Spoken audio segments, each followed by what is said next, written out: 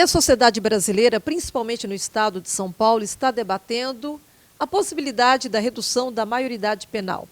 Será que um jovem com 16 anos já deve ser punido com as leis como uma pessoa que tem acima de 18 anos? Alguns entendem que, reduzindo a maioridade penal, não reduz a violência. Outros entendem que, mesmo não reduzindo a violência, um jovem de hoje, de 16 anos, não é o jovem da década de 40, 50, 60. É um jovem antenado e sabe exatamente o crime que está cometendo.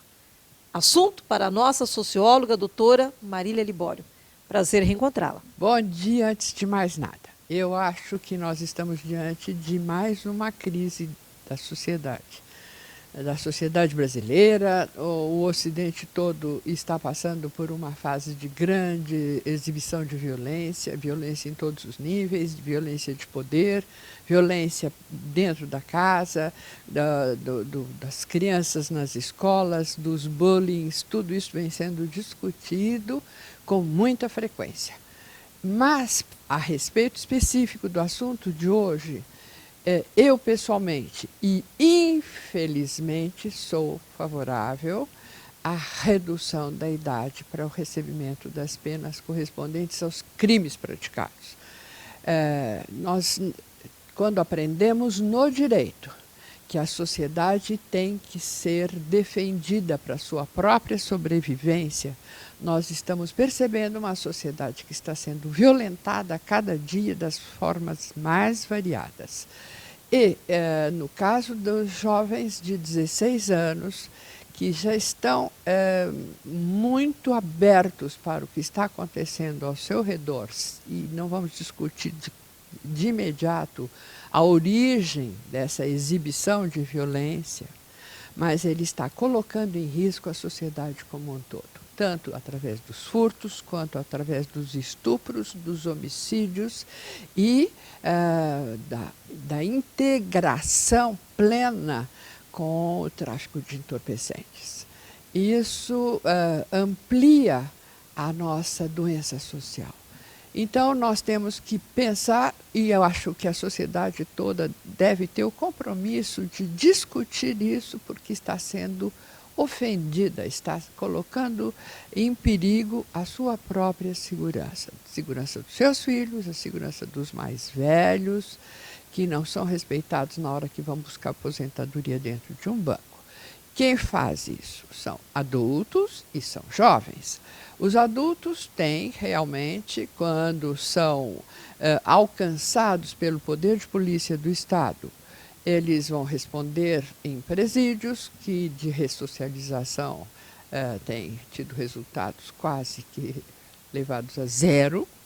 Nós vamos colocar jovens em presídios que vão ter o mesmo resultado.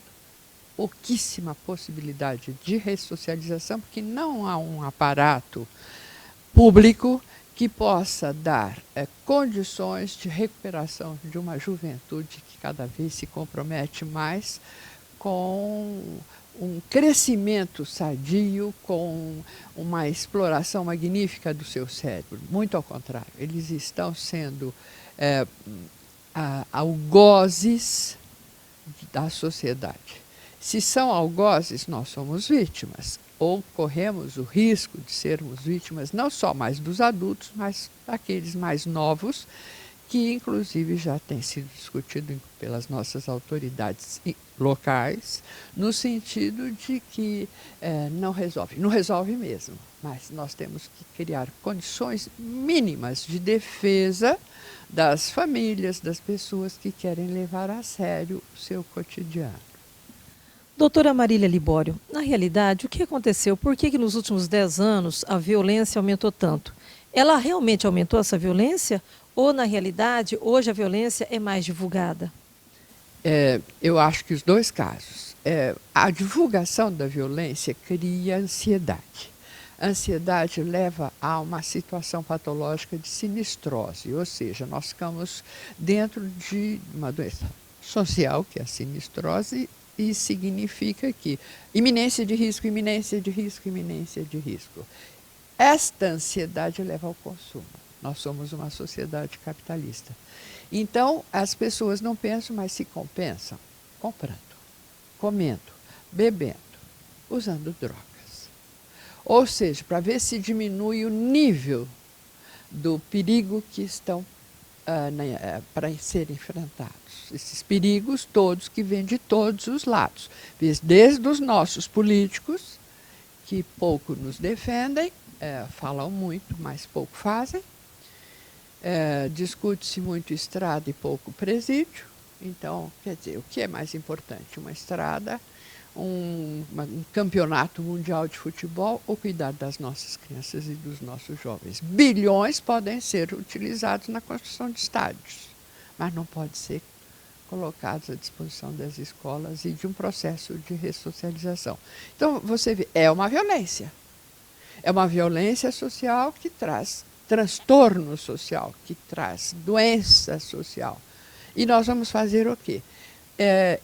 Seria uma situação intermediária, uma fase crítica essa de redução? Sim. Mas lógico que estes jovens que deveriam estar represados dentro de um ambiente de possibilidades futuras para poupar um pouco mais a sociedade do medo de estar na rua, de estar numa casa que não tenha cerca elétrica, quer dizer, não só do adulto que ela está fugindo mais, ela está fugindo também do jovem. Quando você olha um menino que está vestido de uma forma que vai dar algumas pistas do grupo do qual ele faz parte, você já fica com medo. Eu, pessoalmente, tenho problemas de movimentação e uso bengala. Percebi que a bengala é uma arma.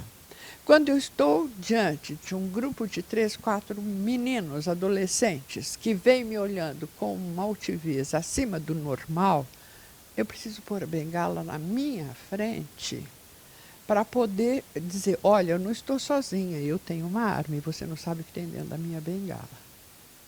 Veja que ponto chegamos, as mínimas atitudes nossas são atitudes de defesa. Cuidado, olha, quando vai atravessar a rua, quer dizer, os pais estão aflitos, os jovens vão adotando a mesma postura, cada vez mais armas. Os Estados Unidos, que são líderes e campeões do mundo na valorização do armamento, dizem não é possível não ter armas para se defender. Defender de quem? Do quê? Quer dizer, existe no ar uma violência que cresceu, divulgada. Estamos diante de situações patológicas e vamos ficar indefesos? Eu acho que não é a situação ideal, mas como está, não pode continuar. Eu acho que o assunto, ainda que não se reduza essa questão da idade penal, ainda assim eu acho que merece todo o debate. E mais, este jovem deverá perder um pouco o prestígio conquistado entre os seus pares, porque é o que matou mais, é o que furtou mais, é o que está subindo na escala burocrática do tráfico de entorpecente. Então, eu acho que ele não pode ficar impune, ele não pode ser prestigiado pelos seus pares, ele precisa ter um pouco de medo de alguma coisa. A gente fala sobre a questão das leis, dos presídios, da redução da maioridade penal, só que a gente também tem que estar muito atenta com relação à família, né? A família mudou muito, nós não temos mais o modelo de antigamente, onde a mãe cuidava dos seus filhos como a galinha, né? Cuidava dos seus pintinhos, né? Filho, não faça isso que é pecado. Filho, se fizer isso, você vai para o inferno. Então, a mãe era muito respeitada, o pai era muito respeitado. Então, eu não sei se as crianças tinham medo ou tinham respeito. Hoje nós temos uma sociedade moderna onde mudou muito. Você acha que o assunto é amplo, mas passa pela família, não, Marília? Seguramente, passa por todos os órgãos de socialização, ou seja, daqueles órgãos que preparam o indivíduo para viver em sociedade. Por isso, socializar, transformar os valores em acessíveis a todo ser humano que participa daquela sociedade com aquele conjunto de valores. A família é a primeira. É a primeira instituição que prepara o indivíduo para viver em sociedade. Nós temos uma margem social muito abandonada, que tem apenas como vantagem ser pobre e receber Bolsa Família. Bolsa isso, bolsa aquilo. E isto faz com que as crianças aprendam dentro das próprias famílias a não fazerem as conquistas necessárias para o seu sucesso pessoal.